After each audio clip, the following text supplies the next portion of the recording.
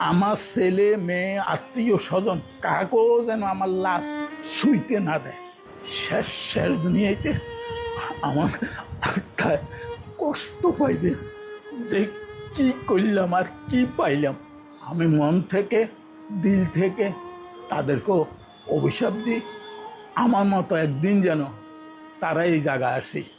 এদেরকে সোনার স্বামীসো করে মানে দুধ খাওয়াইছিস, এত বেশি ভালোবাসছ না।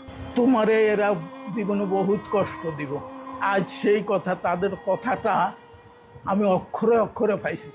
আমার ভাবিরা কইতো, যখন বস্তা বড়ি বড়ি টাকা দিছিলাম তখন মানে সব ঠিক আছে, আচ্ছা বুঝলাম ছেলেরা হইতে পারে, এটা মানি নিলাম, কিন্তু মেয়েরা কেমনে হয়, মেয়েরা কেমনে বাপকে এত অস্বীকার করে। মানে আমার জীবনে এই প্রথম দেখলাম।